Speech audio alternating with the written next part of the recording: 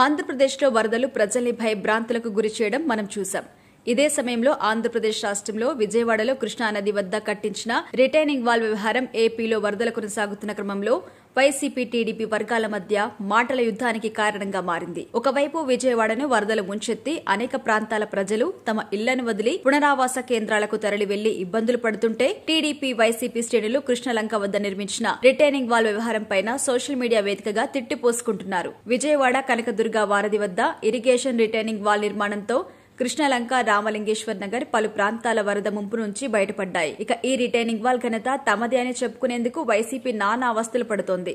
వాస్తవానికి కరకట్టగోడను టీడీపీ హయాంలోనే సగానికి పైగా పూర్తి చేశారు. మొత్తం 4.7 కిలోమీటర్ల వాల్ నిర్మాణం 3 ఫేజుల్లో నిర్మాణం చేయాల్సి ఉంది. మొదటి ఫేజ్ 2.37 కిలోమీటర్లు యనముల కుదురు నుంచి గీతానగర్ కట్ట వరకు 165 కోట్లు. రెండో ఫేజ్ 1.23 కిలోమీటర్లు గీతానగర్ కట్ట నుంచి వారధి వరకు 126 కోట్లు. మూడో ఫేజ్ 1.01 కిలోమీటర్లు వారధి నుంచి పద్మావతి ఘాట్ వరకు 110 కోట్లతో టీడీపీ హయాంలో 2016లోనే అంచనాలు తయారు చేయించారు. అయితే వైసీపీ తమ అధికారిక ట్విట్టర్ ఖాతాలో విజయవాడ కృష్ణలంక ఏరియాలో రిటైనింగ్ వాల్ దగ్గర కృష్ణానది ప్రవాహాన్ని పరిశీలించిన మాజీ ముఖ్యమంత్రి వైఎస్ జగన్ కు కృష్ణలంక ప్రజలు కృతజ్ఞతలు తెలిపారని, జగన్ ముఖ్యమంత్రిగా ఉన్న సమయంలో కట్టించిన రిటైనింగ్ వాల్ వల్లే తమ ప్రాణాలు నిలిచాయని కృష్ణలంక వాసులు చెబుతున్నారని పోస్టు పెట్టింది. ఈ పోస్టు పైన తెలుగుదేశం శ్రేణులు మండిపడుతున్నారు.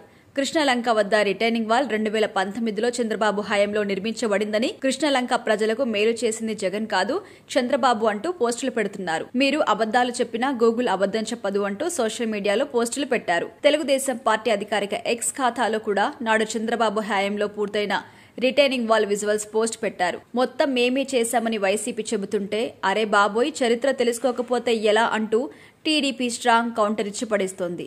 దీంతో ఈ వ్యవహారం అటు మీడియాలో ఇటు సోషల్ మీడియాలో బర్నింగ్ హాట్ టాపిక్ గా మారింది.